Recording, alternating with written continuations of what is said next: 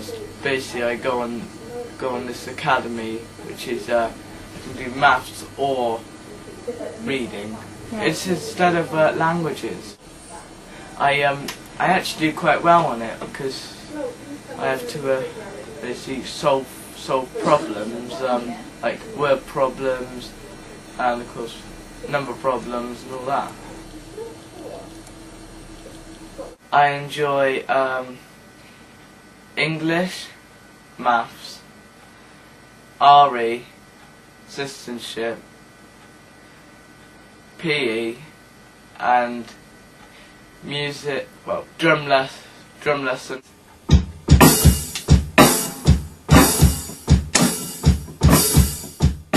Sometimes at the school, if they needed me, I had to sometimes play some of the hymns.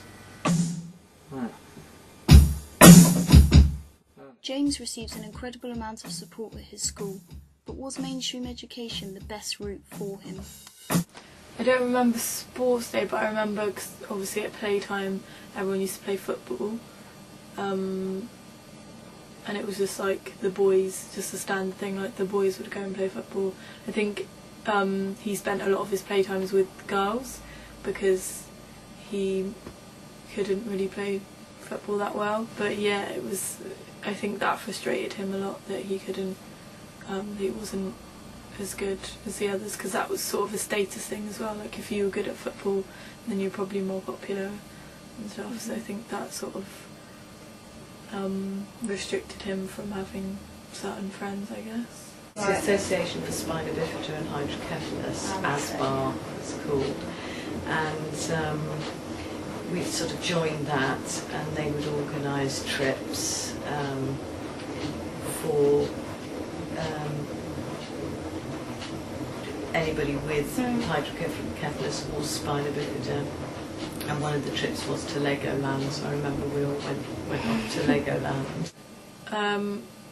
Obviously, as he was at like 2 mainstream schools, or he's been at mainstream schools, I guess he didn't mix with a lot of other disabled people, and it surprised me actually how well they got on. Like, they sort of understood each other better than he could with other children. I mean, he always says to me that he's happy. I mean, I know from what they say at school that, I mean, whenever I go up there, he'll, you know, everybody seems to be very friendly with him and everything, but he is very much, I think, on his own. He doesn't mix very well with the other children because they are all on a completely different wavelength to him. And so, you know, in a way, I think that's quite sad, because if he was in a special school, that would probably be deep, you know, it would be different for him. But yes, I mean, I know that, you know, I mean, at playtimes and things like that, he goes on the computer. But he does, I mean, he does things like go to choir, and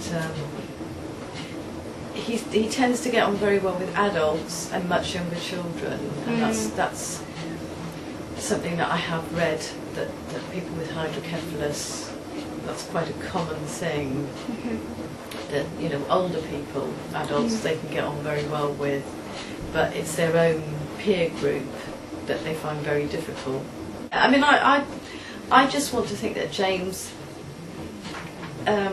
will be encouraged to achieve the best that he can, and I feel that the school are very positive in that they know his limitations, and they know that he's not going to get fantastic grades, but that they are trying to bring out the best in him that they possibly can. And there was a close member of my family, and she was in a mainstream primary school, and she was, I think, what they used to call then a bit slow, so she was slow in talking, and she obviously had learning difficulties, and because she wasn't keeping up with the rest of the class, I think they tried a bit of extra reading, but I don't think they had things like statements or anything, you know. And because she couldn't keep up with the rest of the class, eventually she was put into a special school, and basically she was there with children with really, really severe learning difficulties, and obviously she didn't gain any qualifications, and it's had quite an effect on her the rest of her life, really, because she's always felt embarrassed about it.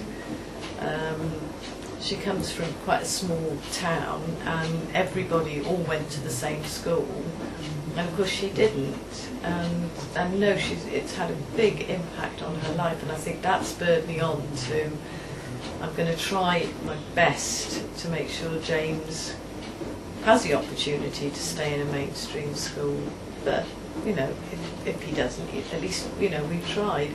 And I think a lot of it has to do with seeing how this member of my family, you know, what happened to her when she went to a special school, in his primary school, and that was the time when he was having a lot of seizures, and the children, even in reception class, when they're 4 or 5 years old, there was a set drill for if James had a seizure, and there were certain children that were given the job of going to get another teacher so that there would be another adult in the classroom. Somebody else had to go and go to the office to tell the secretary for her to phone me, or to see if an ambulance was needed, and they all did it fantastically. And all those children have grown up with no fears of epilepsy, which a lot of adults do have. I think it's very positive. Managed to stay in contact with all my friends, and I've made so many new friends. Lots of teachers as well, which are, of course, my friends. It's a good school for me. The inclusion policy has meant that James has been able to take the same educational route as many of his classmates from primary school. But what does the future hold for him? I mean, the opportunities now, you know, he's doing a lot of vocational GCSEs, so he's learning about practical things like cooking. He's going to have the opportunity to go on to college. Things that years ago, you know, that just would never have even been, you know, talked about. But, you know, and he's looking forward to that, and he's talking about that, when I go to college, you know.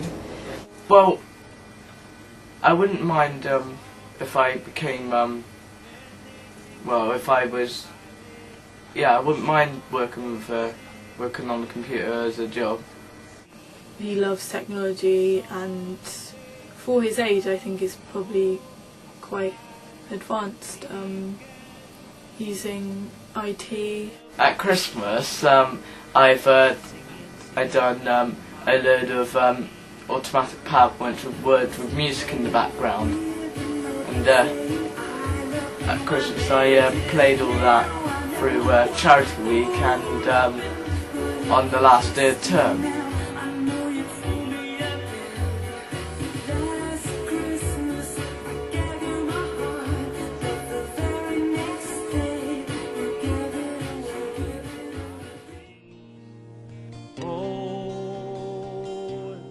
Rock-a-bye, oh sweet baby Jane.